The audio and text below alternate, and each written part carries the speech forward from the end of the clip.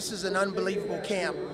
You know, I have such a tremendous staff, all of these coaches that have come from all over the state and nearby neighboring states to help us with this camp. Our current and former players that are here, giving back to the kids and coaching the kids up and refereeing, doing some of our games. It's been a tremendous experience. Our campers are so attentive. They sit on our every word, and they're working hard, and that's a credit to their parents that have entrusted us with their kids this week.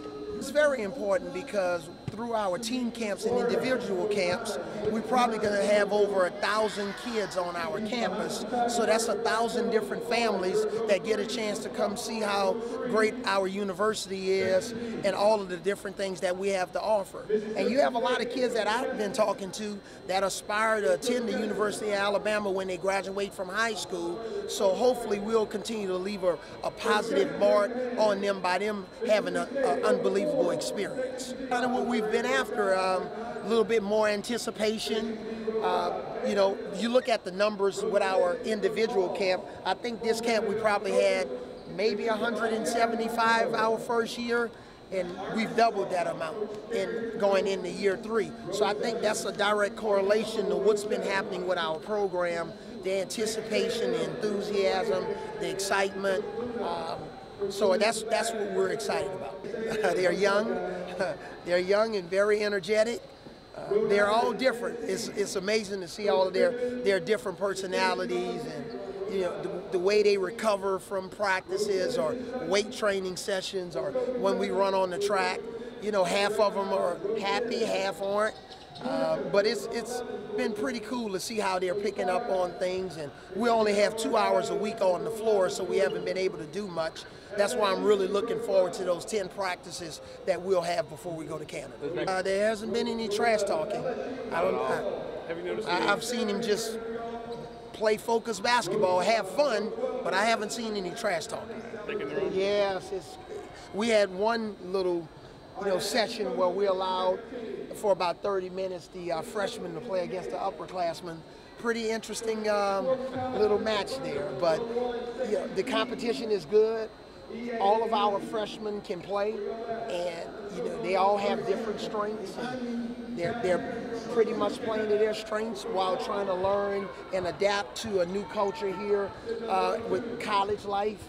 But it's a new, renewed type of energy that we have, and it's pretty interesting how that dynamic is playing out on the court. How has Braxton's mindset been since he decided to come back? Oh, 2 feet in. He's been focused. He's shown more leadership at this stage of practice. Oh, there he is, Braxton King. I was just getting asked a question about you.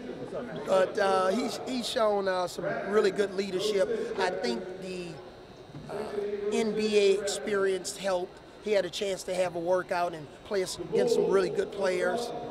And he's gotten better. So, and we need him to lead more this year. He's not a freshman anymore. I did catch that exchange. Sometime, his father uses a lot more discretion sometime on social media, but he tends to speak his mind sometime a little bit more. But it was fun because, first of all, I think when a kid is wishing his dad Happy Father's Day, if the Auburn's coach's son was wishing him a Happy Father's Day, I wouldn't want an Alabama fan to kind of throw shade on it. So I thought it was a pretty cool exchange. And it's not like we don't have tough skin, but it's a rivalry, and it's all good. Have you guys worked everything out? I think there's a possibility that they'll have an opportunity to be ready to play early in the season compared to maybe some other freshman classes. And, that's a positive. We don't know if all of them are going to be in the rotation, but they'll have an opportunity to be in the rotation. I think they've done a nice job of picking up on all of the different terminology that we've shared with them about our system, and they understand off the court what the expectation is in the classroom, in the community. But I think they'll have an opportunity to participate. Now, whether Coach Avery allows all of them to participate, or 3 or 4, that remains to be seen. We'd like to have a much better rotation early in the season than we had with our first 2 games here at home, especially in that second game against them. Yeah, we weren't ready for that our first year, but I think it's another step in the right direction. We're not playing, by the way, all top 10 teams, right, but we've tried to sprinkle in some of those games that we think are going to be significant in terms of our whole overall resume. You know, we had a team in our conference, which I'm excited about, for the SEC, that made the tournament with 15 wins. And, you know, we were pretty much right in that same group, and we didn't make it to the tournament. So we analyzed with some of our advanced analytical metrics of how we needed to improve our schedule, and we think we've done it. But you still got to go out and play games and win games, and hopefully we'll do that. With so many young players, is there an extra emphasis this summer to kind of push them along? You said that a lot of them might start early. No, I didn't say play early. You did say play early. Nobody said start. Yeah, I know. Nobody. My So bad. you got to watch your words, right?